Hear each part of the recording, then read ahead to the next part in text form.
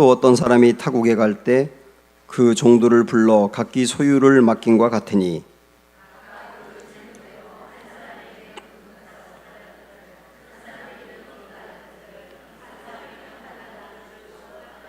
다섯 달란트 받은 자는 바로 가서 그것으로 장사하여 또 다섯 달란트를 남기고 한 달란트 받은 자는 가서 땅을 파고 그 주인의 돈을 감추어 두었더니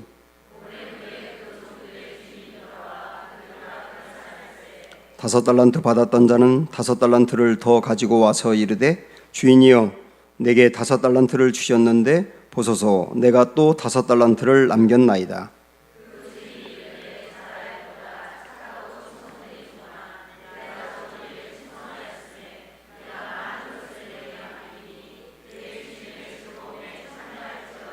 두 달란트 받았던 자도 와서 이르되 주인이여 내게 두 달란트를 주셨는데 보소서 내가 또 두 달란트를 남겼나이다.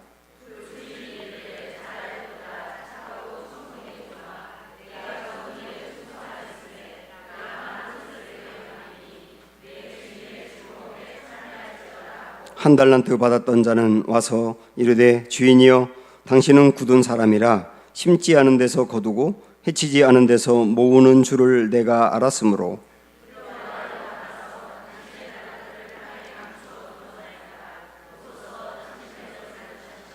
그 주인이 대답하여 이르되 악하고 게으른 종아 나는 심지 않은 데서 거두고 해치지 않은 데서 모으는 줄로 내가 알았느냐.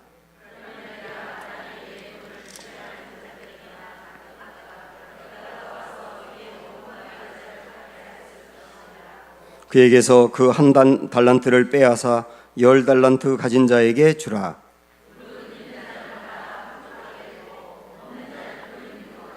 같이 읽습니다. 이 무익한 종을 바깥 어두운 데로 내쫓으라.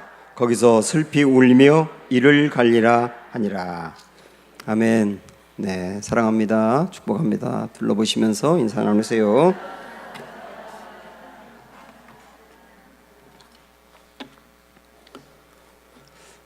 보통 이제 일반적인 사람들은 종말을 지구가 스스로 멸망한다 그렇게 생각을 합니다. 환경의 문제라든지 전쟁 같은 것으로 인해서 자멸한다고 생각을 해요. 근데 우리 예수님은 이 지구는 자멸한다고 본 것이 아니고 예수님의 재림과 함께 종말을 맞이한다. 분명히 그렇게 말씀하셨거든요.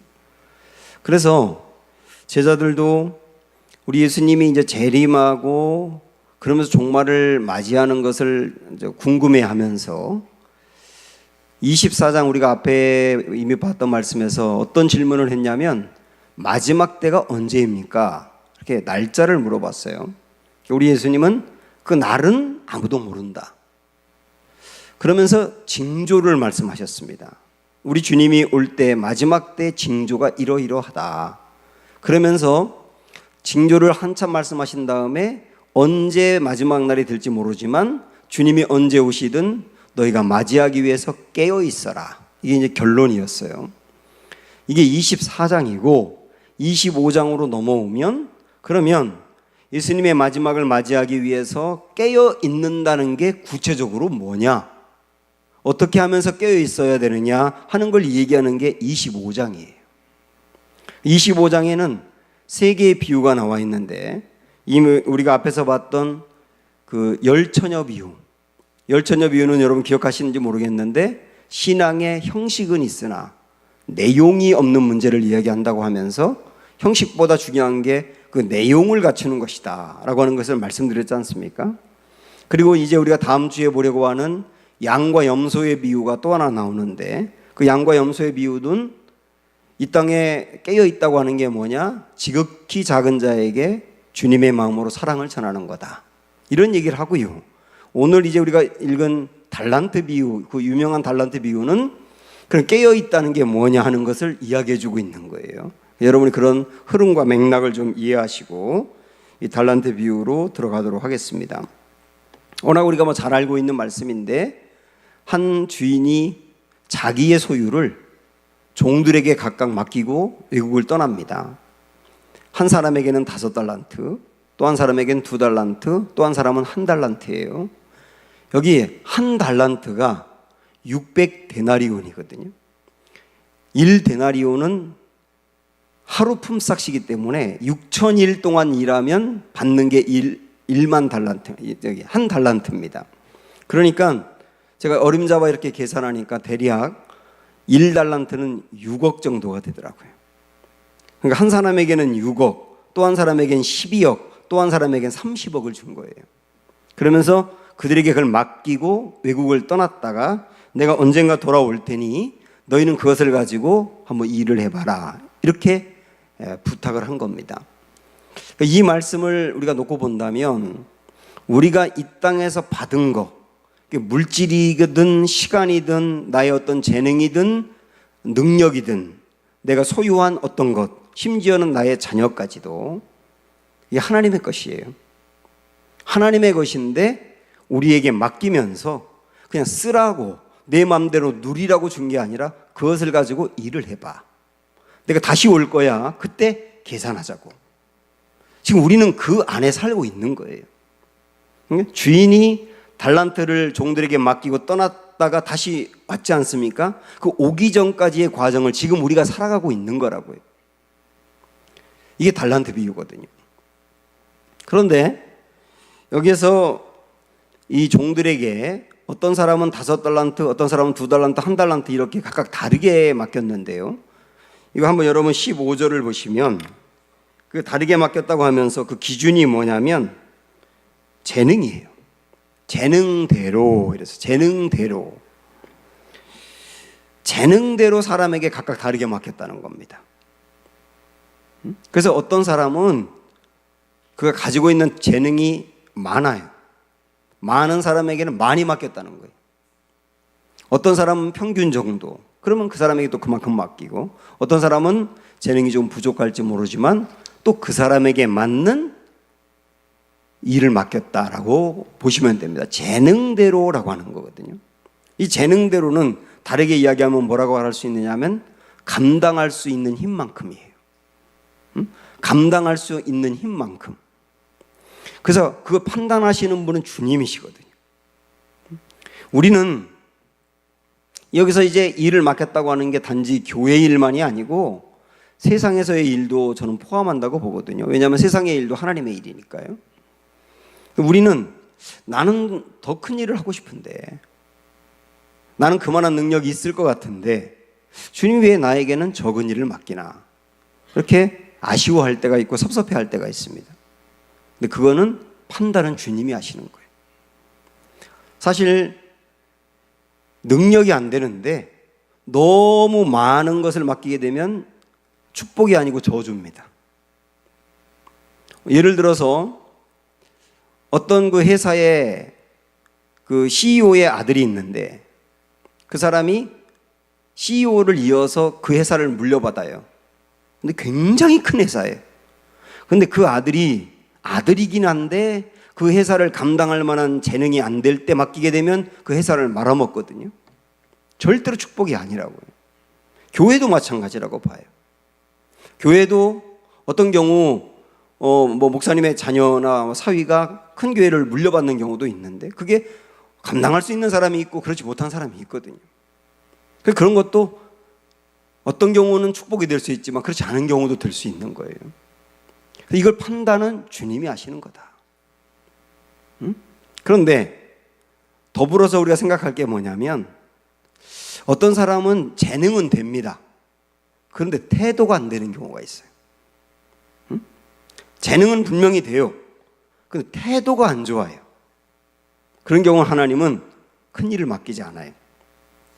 태도가 안 되는 사람에게는 작은 일부터 맡기는 거예요. 작은 일을 맡기고 그 사람이 생각할 때나 누가 볼 때도 야, 저 사람의 실력에 걸맞지 않은 일을 맡았다, 이런 생각이 들 때도 있거든요. 그래서 단순하게 일하는 일이라든지 별로 머리도 안 써도 되는 일이라든지 남에게 드러나지 않는 일이라든지 그런 아주 쉬운 일이라든지 이런 걸 맡길 때가 있다고요. 근데 주님은 뭘 보시느냐 하면 재능이라고 해서 그 사람이 갖고 있는 실력만 보는 게 아니라 그 신실함도 같이 보는 겁니다. 그래서 작은 일을 맡겨줬을 때도 주님이 나에게 이런 일도 맡겨줬으니 감사하지라고 하는 마음으로 작은 일도 묵묵히 감당하느냐 그렇지 않느냐를 보시는 거예요. 남들이 볼 때 그 일을 열심히 하느냐 아니냐 이런 것도 다 보시는 거예요. 우리 다윗 이야기도 여러 번 나누었지만은 하나님이 다윗을 왕으로 골라낼 때 이새의 집에 사무엘을 보내가지고 이 집에 왕감이 있다. 그럴 때 다윗의 위에 형들이 있었는데요. 7명의 형들은 그들이 기르던 양들을 돌보지 않고 그냥 갔지만 마지막 다윗은 그 양들을 다 돌보고 있었어요. 하나님 그런 것도 보는 거예요. 신실함이라고 하는 거. 그래서 작은 일을 맡겨주었는데도 그 사람이 교회를 얼마나 오래 다녔는지 아닌지 그런 거 상관없이, 사회에서 그 사람이 맡고 있는 역할이 뭔지 그런 거 상관없이, 그 사람의 나이가 얼마인지 그런 것도 상관없이, 배운 게 얼마인지 그런 것도 상관없이 그냥 내게 주님이 맡겨진 그 일을 작은 일이라도 묵묵히 감당하는 것을 보면서 주님은 뭐라고 말씀하세요? 작은 일을 맡은 자에게 감당하는 걸 보고 큰 일을 맡긴다. 이게 그러니까 신실함이라고 하는 거와 그 사람이 갖고 있는 실력, 주님은 그 종합적인 것을 다 보고 일을 맡긴다는 말이에요. 그게 재능대로라고 하는 말씀의 뜻입니다. 그래서 우리는 주님이 내게 어떤 일을 맡기시든지 그 일이 설령 작으면 작은 대로, 어떤 경우는 내가 이 정도 큰 일을 하기가 어려운 사람인데라고 생각하는데도 일이 맡겨졌다면 또 그것도 주님이 나를 보고 맡기셨다고 믿으며 충성되이 감당하면 되는 것이다. 이게 오늘 말씀이거든요. 분명한 것은 뭐냐면 우리 주님은 이 비유에서 주인이 이 종들에게 일을 맡기고 갔다가 왔다는 거예요. 왔다는 거. 한번 우리 19절 말씀을 보시죠. 자, 보세요. 시작. 오랜 후에 그 종들의 주인이 돌아와 그들과 결산할 때, 돌아와, 주인이 돌아와 그리고 결산했다. 맡겨놓았다면 반드시 결산할 날이 오는 거다. 그거거든요. 우리 주님도 우리에게 재능대로 맡겼기 때문에 결산할 날이 오는 겁니다. 근데 여기서 아주 중요한 게 뭐냐면 많이 받은 자에게는 많은 결산을 요구하는 거예요. 그러니까 어떤 사람에게 하나님의 재능대로 많이 맡겼지 않습니까? 많이 맡겼다면 많이 요구하는 거예요. 그 사람이 적게 맡겼다면 적게 받은 대로 거기서 감당한 것을 요구하는 거고요. 그래서 우리가 아주 구체적으로 물질을 다른 사람보다 더 많이 내가 받았다, 그런 사람이 있지 않습니까? 물질을 더 많이 하나님이 그에게 주어서 물질 벌 수 있는 능력을 부어 주었다거나, 아니면 태어날 때부터 내가 많은 물질을 이제 갖는 가정 환경에서 태어났다거나, 그런 사람에게는 물질로 얼마나 많이 주님을 위해서 했느냐를 결산하시는 거예요. 내가 다른 사람보다 훨씬 많은 물질을 하나님의 은혜로 부어 주었는데, 많은 물질을 받았지만은 주로 나를 위해서만 거의 대부분 쓰고 다른 사람에게는 어지간히 인색해가지고 하나님의 영광을 위해서나 그런 일들을 위해서 쓴 적이 없다. 그거 결산한단 말입니다, 주님이. IQ가 남달리 남보다 좋았다. 그것도 하나님이 주신 재능이에요. 그러면 IQ가 남달리 남보다 더 좋았다고 한다면 그것을 갖고 주님이 결산한단 말이에요. 그 좋은 머리를 어떻게 썼느냐? 결산한다. 남보다 내가 배운 게 많다, 아는 게 많다, 그걸 갖고서 그러면 어디에 어떻게 하나님의 영광을 위해서 썼는지 주님은 결산한다고요.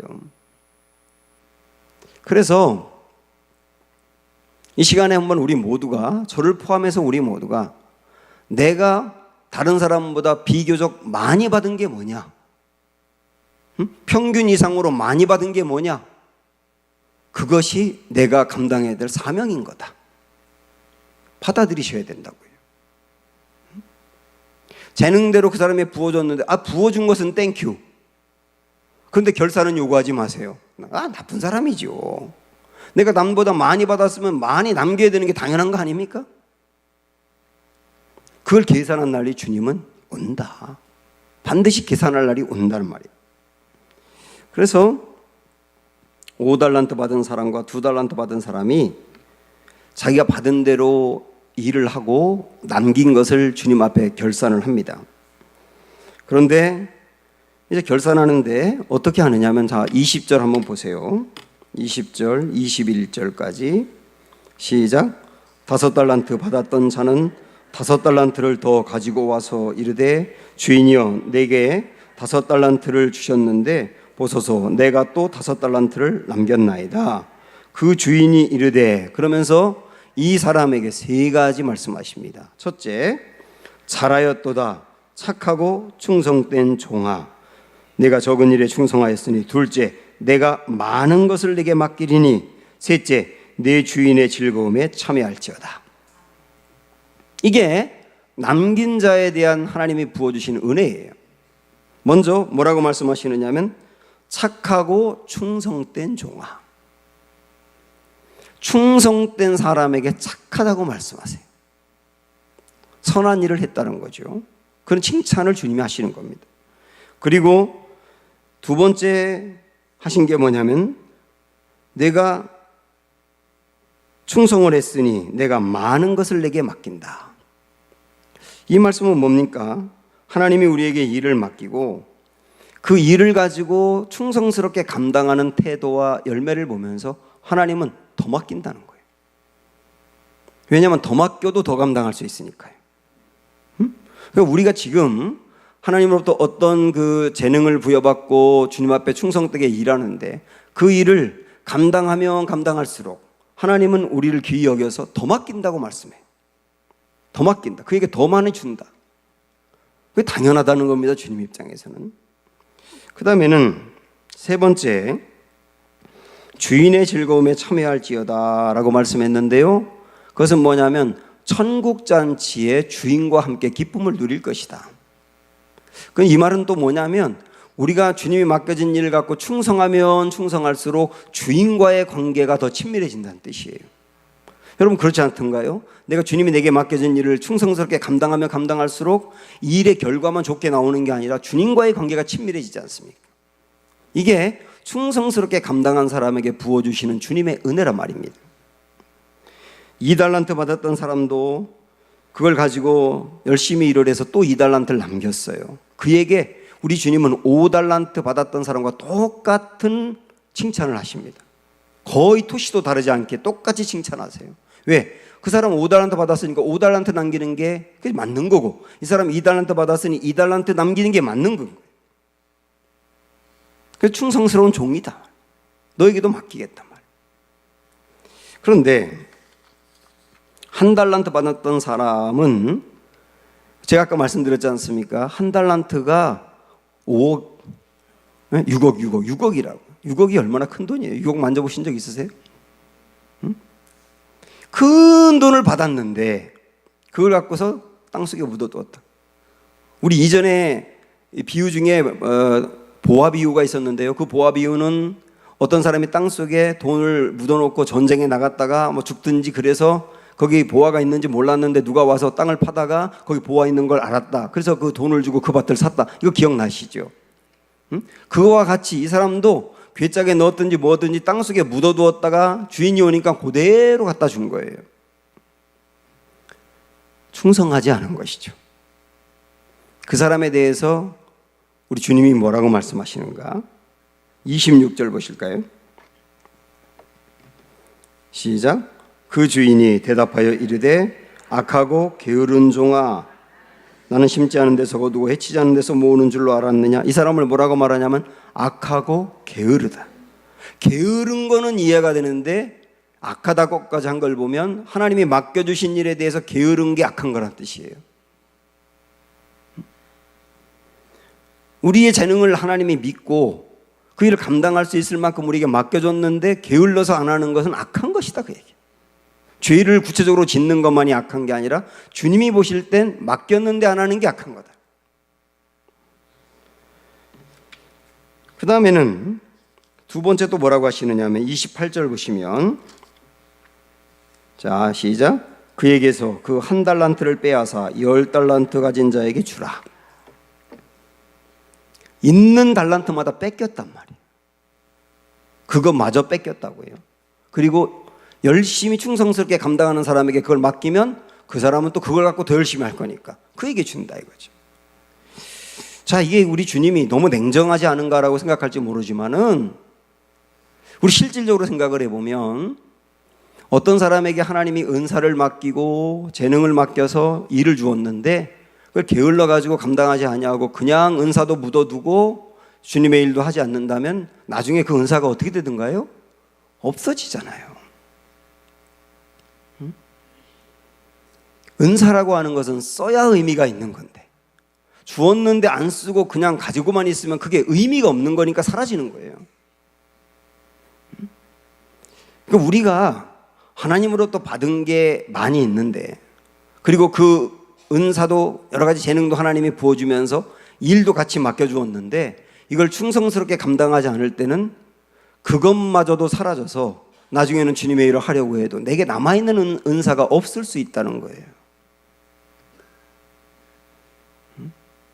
있는 것마저 빼앗길 수 있다. 지금 제가 제 얘기를 하는 게 아니라 여러분 교회 일 열심히 하세요라고 여러분에게 압박을 가하는 게 아니라 저는 이 얘기하는 거예요. 성경 얘기. 그대로 하죠. 그대로. 있는 것마저 빼앗긴다. 무서운 얘기잖아요. 저도 목회하면서 한때 굉장한 능력을 가지고 정말 열심히 감당했던 분들이 나중에는 어떤 이유들로 인해서 점점 멀어지더니 나중에는 그냥 하는 얘기는 옛날 얘기밖에 없어요. 신앙은 항상 현재잖아요. 내가 지금 나이가 얼마든 상관없어요. 내가 지금 가진 게 얼마든 상관없다고. 내 위치가 어떻든 아무 상관없어요. 지금 주님이 내게 맡겨진 그 일을 그냥 충성스럽게 감당하면 되는 거예요. 그냥 오늘 내게 맡겨진 일 그 일 감당하면 되는 거라고. 옛날 얘기 할 필요도 없고요. 미래에 잘할 거라고 얘기할 필요도 없어요. 그냥 오늘 맡겨진 일을 하면 되는 거예요. 그리고 마지막에 하나 더 30절 보시면 세 번째로 이러시거든요. 이 무익한 종을 바깥 어두운 데로 내쫓으라. 거기서 슬피 울며 이를 갈리라. 거기서 슬피 울며 이를 갈리라. 뺏겨가지고 이 갈면서 다시 찾아와야지 이런다는 의미가 아니에요. 했어야 되는데 그렇게 게을러서 안 돼. 그때 그 게을른 게 문제였구나 하고 후회하게 된다는 거예요. 후회하는 날이 올 수도 있다는 거. 그게 이를 간다라고 하는 의미 아니겠습니까? 사실 저는 이 말씀을 저는 목사로서 우리 교회에게 주었다라고 적용을 하고 있습니다. 교회도 하나님이 이 땅에 교회를 세울 때 그냥 교회 하나가 부족해서 은강교회 세운 건 아니거든요. 그렇지 않습니까? 지금도 주님이 교회를 세우시는데 그게 숫자가 부족해서 하나를 세우는 게 아니에요. 우리 성경 일독학교 좋아하고 공부하신 분들이 하나님이 이스라엘을 왜 세웠느냐, 우리 그거 공부 많이 했지 않습니까? 나라 하나가 부족해서 세웠느냐? 아니에요. 우리 교회를 하나님이 세울 때도 교회 숫자가 부족해서 하나를 세운 것이 아니고 정말 교회로서 하나님이 이루고 싶어하는 소망이 있기 때문에 세운 것인데, 그래서 어떤 교회에는 재능을 더하시는 게 있어요. 교인들의 숫자가 많다든지 그 교회에 헌금이 많다든지 유독 어떤 재능을 갖고 있는 이들이 그 교회에 많다든지 전부 다 하나님이 맡겨주신 감당해야 될 일들이라고 저는 보는 겁니다. 우리 교회요, 큰 교회는 아니에요.